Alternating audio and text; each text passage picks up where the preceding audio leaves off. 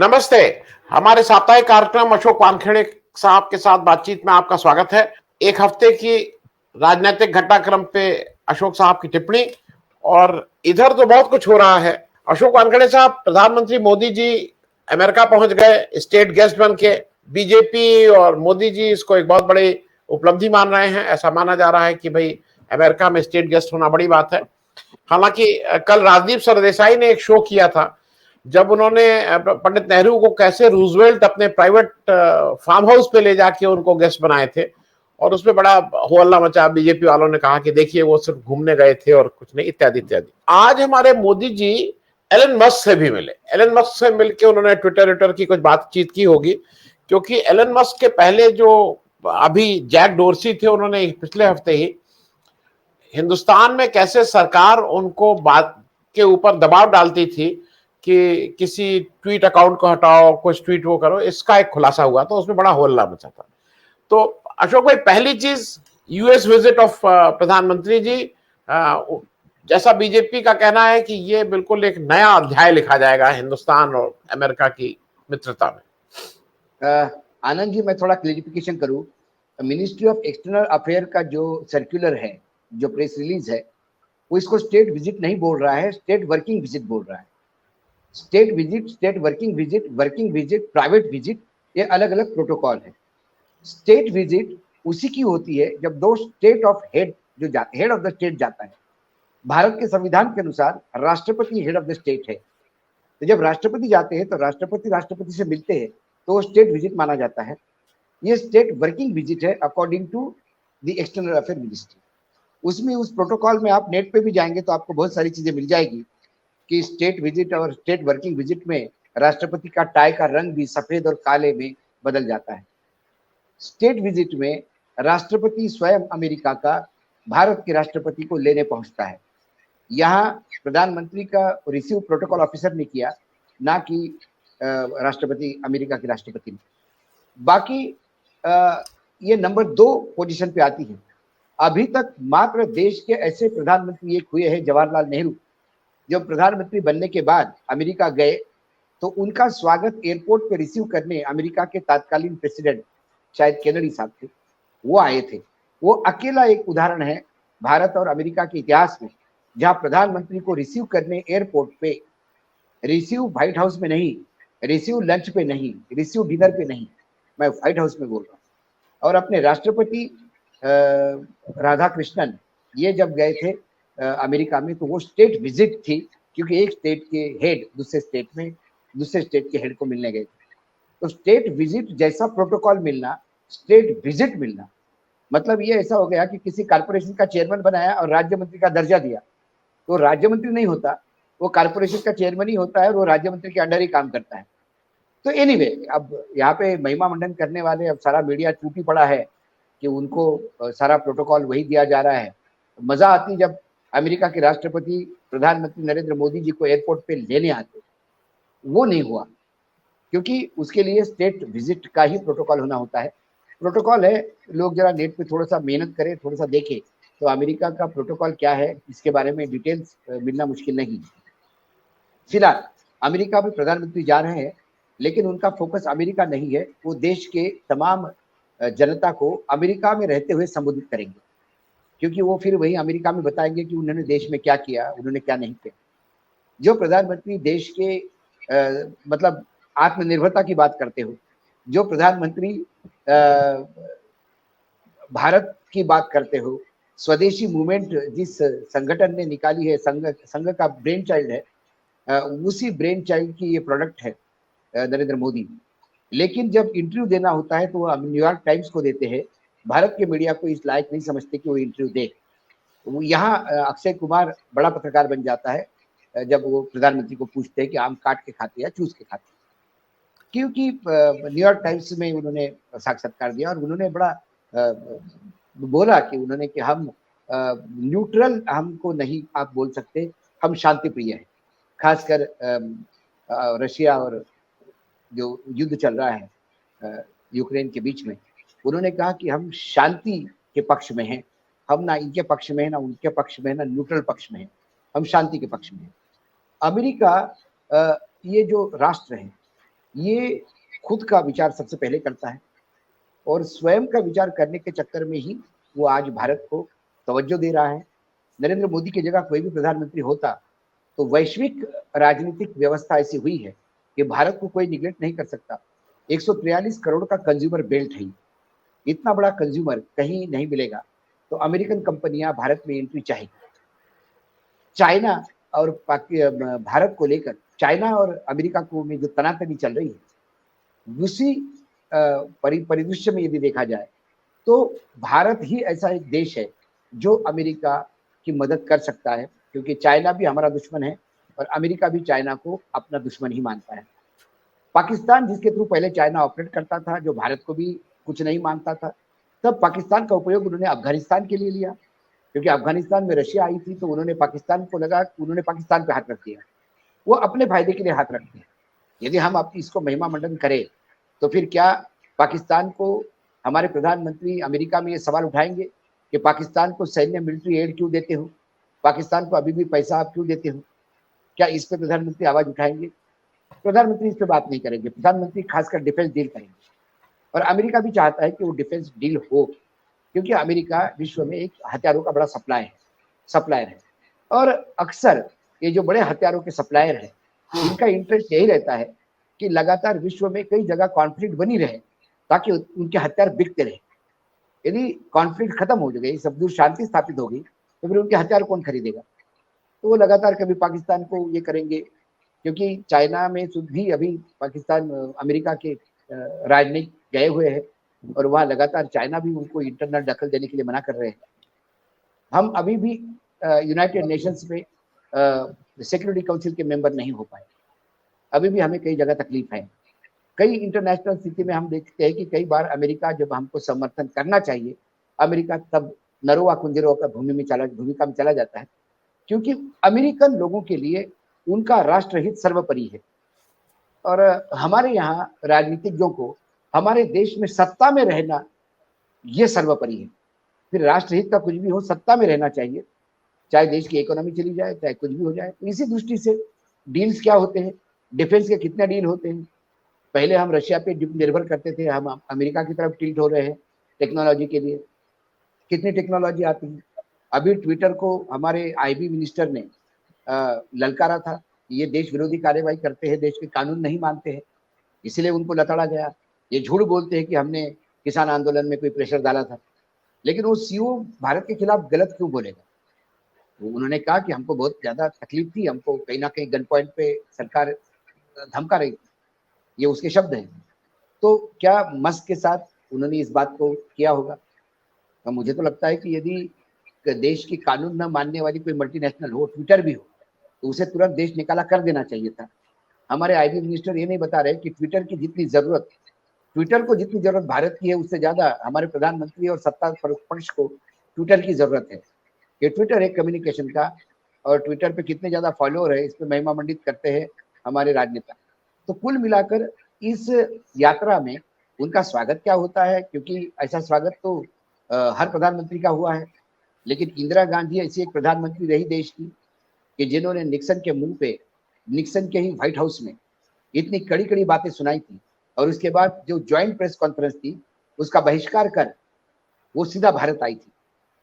और तब कई लोगों ने, अमेरिका में ये समझ में नहीं आ रहा था कि भारत इतना छोटा देश है, स्ट्रगलिंग देश है और डेवलपिंग कंट्री है, भारत ने अमेरिका के खिलाफ, अमेरिका के भर्ती पे जाके अमेरिका को ललकारा है।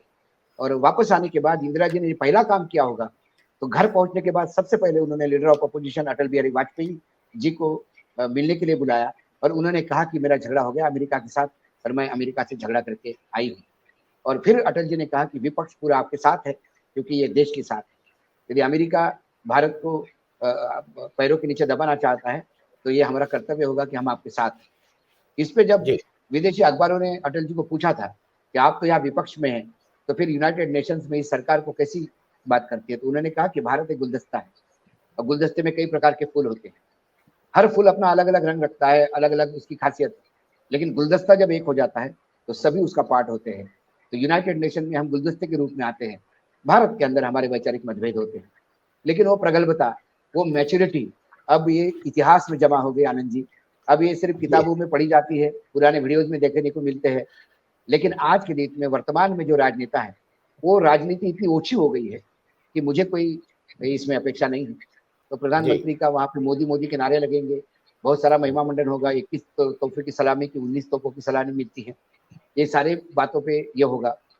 और इन तमाम बातों को लेके हमारे यहाँ प्रधानमंत्री विश्व में कितने फेमस है ये बताया जाएगा, लेकिन इस बात का कोई जवाब नहीं देगा कि विश्व में इतने, अमेरिका में जिसकी वाह वाह होती है, कर्नाटक में उस आदमी को क्यों नकारा, हिमाचल में उस आदमी को क्यों नकारा, दिल्ली में उस आदमी को क्यों नकारा।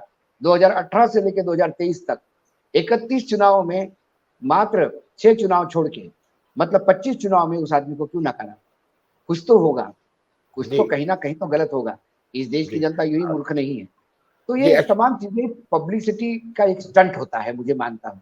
अल्टीमेटली एग्रीमेंट क्या होता है, देश को मिलता क्या है, देश को हमारे लिए कुछ मिलता है। जैसा कि एक छोटा उदाहरण देके मैं इसको वाइंड अप करेंगे इस विषय को। जब प्रधानमंत्री जापान गए तो बहुत बड़ा हंगामा हुआ, देश ने बहुत महिमा मंडन हुआ कि उन्होंने बुलेट ट्रेन के लिए 50.50 पे इंटरेस्ट पे लोन लिया। बाद में पता पड़ा कि जापान में बैंक में जब आप कोई पैसा रखता है तो उसे 0.5% इंटरेस्ट देना रखता है, पैसा रखने के डिपॉजिट चार्ज देना होता है, वहां इंटरेस्ट नहीं मिलता। तो डिपॉजिट चार्ज देने के बजाय वो यदि फ्री में भी देते तो 0.5% उनकी बचत होती। तो उन्होंने 0.5% हमसे लेकर 1% पे लोन ले उन्होंने कमाया है। लेकिन अब जापान की स्थिति जिसको मालूम नहीं, वो यहाँ महिमा मंडन करते हैं। और जापान ने ये पैसा भी अपनी बुलेट ट्रेन बेचने के लिए दिया।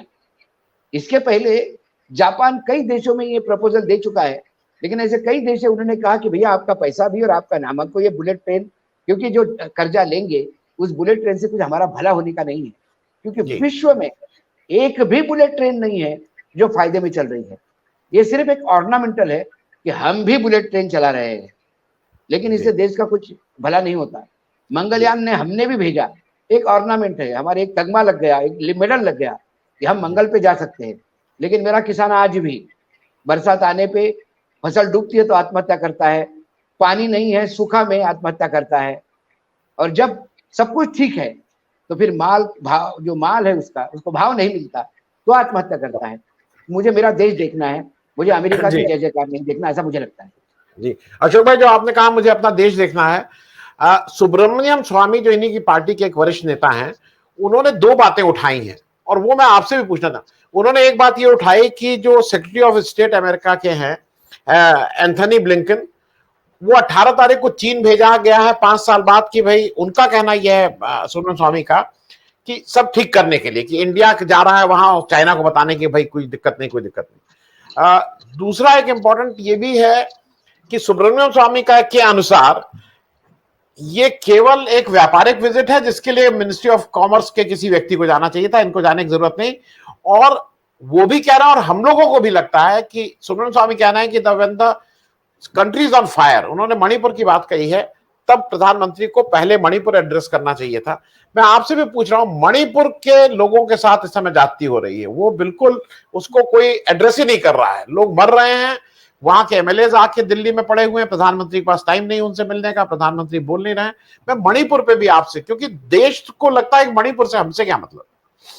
देखिए आनंद जी, जब प्रधानमंत्री ये कहते हैं कि यूक्रेन और रशिया के बीच में हमें शांति चाहिए, वो एक इंटरनेशनल रोल प्ले करने का रोल बात करते हैं।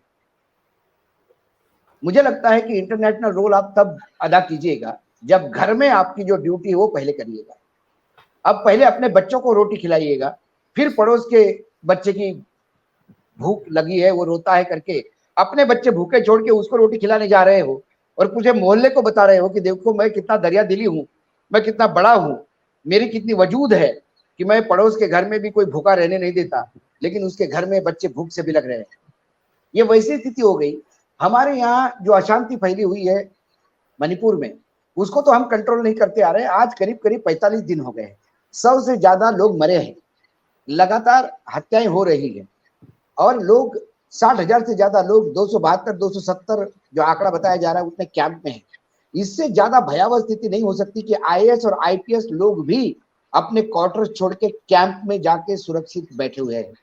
लोग कैंप में भी सुरक्षित नहीं है, कैंप में भी हमले हो रहे हैं।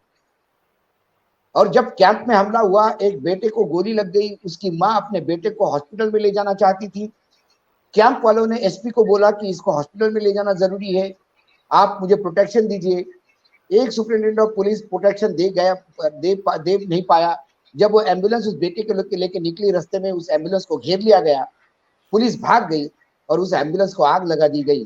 2 दिन बाद उस एम्बुलेंस में सिर्फ उस बच्चे की, उसकी माँ की और उसके एक रिलेटिव की हड्डियां मिली।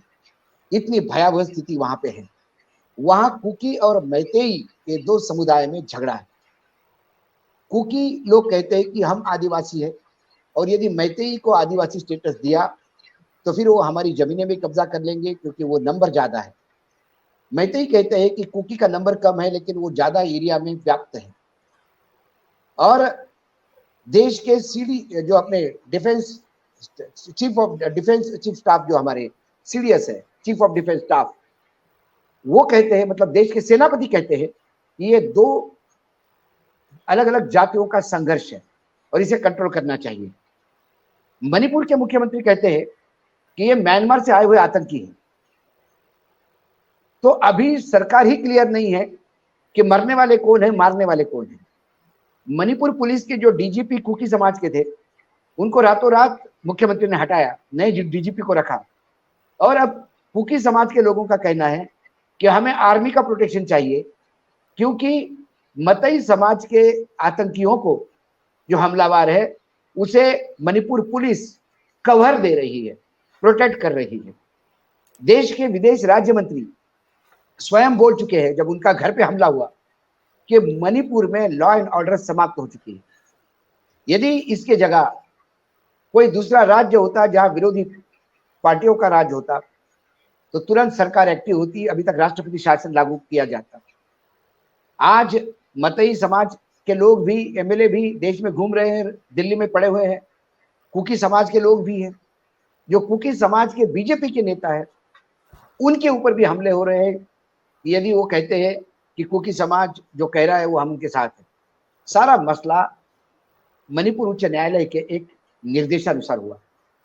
और हास्यास्पद बात यह है कि अब इतनी आग लगने के बाद मणिपुर उच्च न्यायालय कहता है कि हम हमारे उस निर्णय पे पुनर्विचार करेंगे। मतलब इससे ज्यादा क्या ये देश कानून से चलता है कि भीड़ तंत्र से चलता है? एक मणिपुर जैसा राज्य छोटा, जहाँ 2 समुदाय में झगड़े हो रहे हैं, वो झगड़े हमारी आर्मी नहीं बचा पा रही है, special police force, paramilitary forces, Nepal की मणिपुर की पुलिस, ये सब हतप्रभ नजर आती है। हमारे देश के गृह मंत्री, उसके पहले गृह राज्य मंत्री गए, गृह मंत्री ने वहां जाके 2 दिन डेरा डाला। उसके बाद उन्होंने कहा सब शांति स्थापित हुई है। आसाम के ब्लू आइड बॉय, मतलब पूरे नॉर्थ ईस्ट के ब्लू आइड बॉय हेमंत विश्व शर्मा आज चुपचाप बैठे हैं। वो सिर्फ इधर उधर परेशान घूम रहे दिखाई दे रहे हैं। और वो कांग्रेस के नेताओं को वक्तव्य पे लगातार, उनके पास इसलिए समय है कि गीता प्रेस को लेके यदि कांग्रेस ने कोई वक्तव्य किया तो उस पर हमलावर होते हैं, लेकिन अपने पास के जो अपना छोटी बहन है उनकी, मणिपुर जो 7 सिस्टर्स ऑफ नॉर्थ ईस्ट कहते हैं, उसमें आग लगी हुई है। तो ये जो नॉर्थ ईस्ट का जिम्मा लेके बीजेपी में बैठे हैं, जो कांग्रेस के गए हुए नेता थे, आज समझ के परे है कि आज उनके भी हाथ से स्थिति क्यों गई है। हमारे गृह मंत्री अलग अलग जगह पे राजस्थान से लेकर मध्य प्रदेश में दौरे कर रहे हैं, उनके लिए चुनाव महत्वपूर्ण है। और मणिपुर आज भी जल रहा है।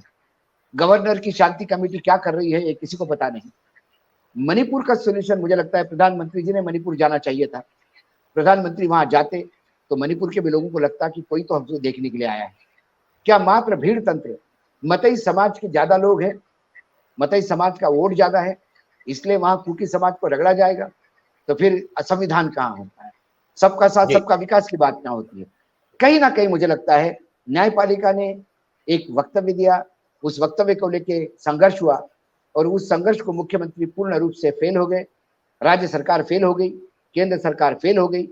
कर्नाटक में हमारे जो होम मिनिस्टर है अमित शाह जी, उन्होंने कहा था कि जब कांग्रेस की सरकार आएगी तो यहाँ दंगे भड़केंगे, जहाँ बीजेपी की सरकार है वहां शांति स्थापित होती है। यहाँ डबल इंजन की सरकार है, मणिपुर में पिछले 5 साल थी, इस बार फिर 5 साल के लिए आई है। तो ये डबल इंजन की सरकार डबल आग कैसी लगा गई आज ये जी राज्य उनके कंट्रोल में क्यों चला गया? और ये सबसे दुर्भाग्य है कि ये राज्य जो है वो बॉर्डर स्टेट है, जहाँ म्यांमार की जी बॉर्डर लगती है, थोड़ा चाइना का एक्सटेंशन है। ऐसे में ये राज्य जल रहा है और नीरो बंसी बजा रहा है, जी यही हम कह सकते हैं। ये जी दुर्भाग्यपूर्ण है। केंद्र सरकार का कहीं ना कहीं मुझे बहुत बड़ा फेलियर दिखता है कि अभी तक जी 40-45 दिनों के बाद मणिपुर की स्थिति जस की तस है। जी। अशोक भाई, एक चीज और है, क्योंकि चलते चलते एक अंतिम, क्योंकि वो बड़ा प्रश्न, एक घटना होने जा रही है। 23 जून को पटना में विपक्षी दलों की बैठक है, लेकिन उसके पहले हम देख रहे हैं कि उत्तर प्रदेश में मायावती के भाई का एक खुलासा होता है कि कितने करोड़ का गड़बड़ है। हालांकि मेरे हिसाब से निशाना साधा गया है, अखिलेश यादव को बताया गया है कि ऐसा हो सकता है तुम्हारे साथ। तमिलनाडु में स्टालिन के सरकार के जो एक मंत्री जी हैं उनको गिरफ्तार किया जाता है। महाराष्ट्र में आज सुबह से छापे चल रहे हैं आदित्य ठाकरे के जानने वालों में, संजय राउत के जानने। ये क्या आपको ऐसा लगता है कि 23 जून से पहले विपक्ष को डराने का भी एक काम है? आनंद जी, मैं इसके आगे जाके कहता हूं, इस साल दिवाली के समय बहुत सारे विपक्षी नेता अपनी दिवाली जेल में मनाएंगे, क्योंकि सरकार की इतनी बौखलाहट हो गई है। जैसे जैसे 2024 के चुनाव नजदीक आ रहे हैं, वैसे वैसे चीजें उनके हाथ से चली जा रही है। उनके तरकश में और कोई तीर नहीं बचा। एक ही तीर है कि लगातार इनको ईडी सीबीआई का डर दिखाओ, इनकम टैक्स का डर दिखाओ और ये तोड़ो। इसमें कुछ हद तक वो सक्सेस भी हो रहे हैं। पिछले हमने बार देखा मायावती का टोन डाउन होना, कहीं ना कहीं ये इस बात का द्योतक है कि वो ईडी से डर रही थी। लेकिन फिर मायावती ने बीच में हुंकार भरी, उसे लगा कि मेरा अस्तित्व पूर्ण रूप से नष्ट हो रहा है। जब हुंकार भरी तो फिर एजेंसियों ने हुंकार भरी। दूसरी ओर स्टैलिन के घर तक पहुंच गई है पुलिस या ईडी। तीसरी बात, जो केसीआर का सबसे बेहतरीन उदाहरण है, केसीआर जो कल तक इनकम मतलब प्लान नीति आयोग का बहिष्कार करते हैं और मोदी सरकार को बुरी तरह से लताड़ते हैं, आज वो प्रो मोदी हो गए हैं। आज मेरी कुछ वहां अल्पसंख्यक नेताओं से बात हो गई जो बीएसआर के बड़े नेता थे। उनसे मेरी जब बात हुई सुबह, तो उन्होंने कहा कि तेलंगाना में हालत बहुत खराब है, हमें अब बोला गया है कि आप चुनाव की तैयारी ना कीजिए, आपको टिकट नहीं दिया जाएगा। तो मैंने बोला, आप तो टिकट के दावेदार थे, आपको पहले बोला गया था कि तैयारी करो, इसलिए आप तैयारी कर रहे थे। जब मैं लास्ट टाइम हैदराबाद में आपसे मिला था तो उन्होंने कहा कि अब हमको ये दबी जुबान में बताया गया कि किसी भी अल्पसंख्यक को टिकट नहीं दिया जाएगा। ये बीजेपी के साथ एक कोई अंडर पैक्ट हुआ है। क्या हुआ क्या नहीं किसी को पता नहीं, लेकिन एक मुस्लिम नेता ने जो मुझसे बात की वो ये बात सामने है। लगातार जो ट्विटर पिछले 2 महीने से केएसआर हो या उनके बेटे हो, उनके ट्विटर आज मोदी के खिलाफ आग नहीं उगलते। अब वो मोदी के फेवर में बोलने लगे हैं और उन जी जगह पे हमला बोल रहे हैं, प्रयास कर रहे हैं घुसने का, खासकर महाराष्ट्र में जहां सबसे ज्यादा बीजेपी की बुरी गत है। महाराष्ट्र में आज चुनाव हो तो बीजेपी सिंगल डिजिट पे आ सकती है, 48 में से 6 सीटें भी मुश्किल से। ऐसे में उन्हें कांग्रेस को तोड़ने के लिए विदर्भ पे हमला कर रहे हैं और विदर्भ में बड़ी तादाद में केएसआर अपनी जो नई राजकीय दल, जो राष्ट्रीय दल उन्होंने स्थापित किया, वो अब भारत बीआरएस। राष्ट्र समिति, हाँ बीआरएस, भारत राष्ट्र जी समिति जो बनाई उन्होंने, उसके बड़े पोस्टर्स बैनर्स विदर्भ में तहलका मचा रहे हैं। अब तो पूना में भी लग गए हैं। वो महाराष्ट्र में एंट्री इसलिए कर रहे हैं कि वो वोट कटाऊ पार्टी बनना चाहते हैं ताकि बीजेपी को वहां एज मिले। कुल मिलाकर एक कविता को कुछ घंटों के लिए ईडी ने बुलाया और एक विपक्ष का मोहरा जो मोदी के खिलाफ पूरे राष्ट्र में एक नई पार्टी, मतलब अपनी रीजनल पार्टी को राष्ट्रीय पार्टी बना के मोदी के खिलाफ विकल्प के रूप में आना चाहता था, वो सरेंडर हो गया। लेकिन मुझे लगता है चाहे आरजेडी हो, चाहे ममता हो, चाहे स्टैलिन हो, चाहे शिवसेना हो, चाहे शरद पवार हो, चाहे कांग्रेस हो, ये तमाम जो दल हैं, लेफ्ट हो, ये तमाम दल, केजरीवाल भी अभी तक झुके नहीं है, उनके दो लोग मतलब जेल में हैं। ये तमाम लोग अभी भी सरकार से दो हाथ करने के लिए मार्केट में उतरे हुए हैं। उन्हें लगता है कि जेल में जाने से नुकसान से ज्यादा फायदा होगा और वही होता हुआ दिखाई देता है। आज जो लोग जेल में हैं उन पे आरोप साबित नहीं हुए।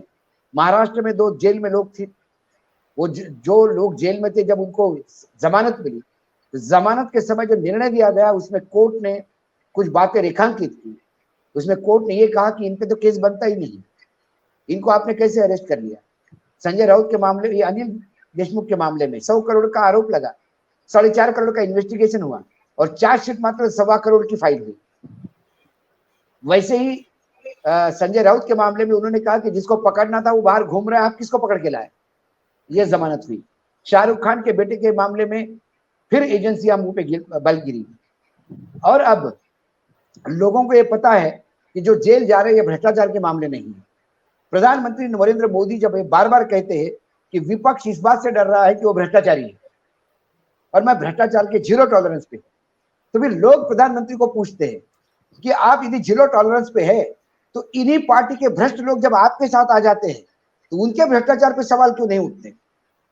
आसाम के मुख्यमंत्री जिनके खिलाफ इसी बीजेपी ने भ्रष्टाचार की बड़ी मुहिम चलाई थी, 1 वीक तक सदन चलने नहीं दिया था जब वो कांग्रेस के मंत्री थे, आज वो उसके मुख्यमंत्री हैं। उसके बाद अजित पवार के खिलाफ देवेंद्र फडणवीस ने बड़ा फ्रंट खोला और 70,000 करोड़ का घोटाला था, सिंचन घोटाला, उन्हीं के साथ उन्होंने 80 घंटे की सरकार बनाई। नारायण राणे के खिलाफ पूरा दिन सदन में कागज पे कागज देते रहे देवेंद्र फडणवीस, आज वही नारायण राणे इस कैबिनेट में मंत्री है।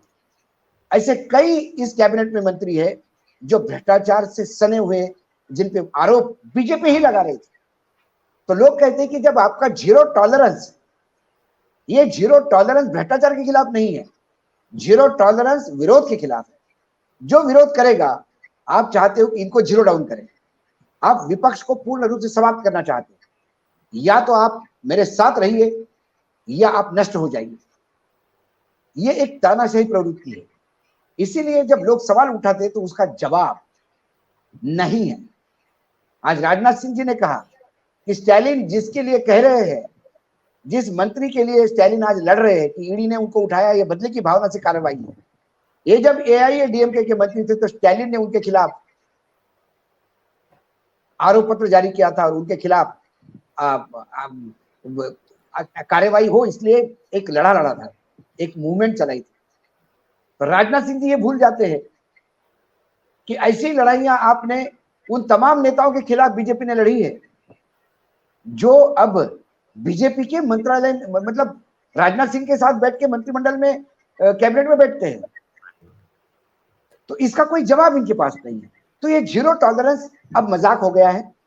हाँ, ये जरूर है कि विपक्ष से इतना डर गया है भाजपा कि जब अपनी लाइन पूरी लंबी नहीं कर सकते तो दूसरे की लाइन काट रहे हैं। इसीलिए इनको जेल का डर, जेल में मुझे लगता है कि 1-2 लोग डरने से जो डर गए, जिनको डरना था वो डर गए। मायावती जी को डरना था वो डर गई, केसीआर को डरना था वो डर गए। बाकी लोग आज भी डट के खड़े हुए हैं। उनके लोग जेल में हैं, वो जेल में भी जा सकते हैं। तो तेजस्वी कल जेल जाए, केजरीवाल कल जेल जाए, अभिषेक बनर्जी कल जेल चला जाए, आदित्य ठाकरे कल जेल चले जाए, अजित पवार कल जेल चले जाए, स्टैलिन के बेटे कल जेल चले जाए, इसमें कोई आश्चर्य नहीं होगा। लेकिन जेल जाने के बाद क्या वो डबल बाउंस करके उभरेंगे या फिर नष्ट होंगे, तो समय बताए। जी अशोक भाई, जी अशोक भाई, और अगले हफ्ते जब मिलेंगे तब तक विपक्ष की बैठक हो चुकी होगी, मोदी जी का दौरा पूरा हो चुका होगा और शायद हम लोगों के पास बातचीत करने के लिए कुछ नए विषय होंगे। थैंक यू सो मच, बहुत बहुत धन्यवाद। धन्यवाद।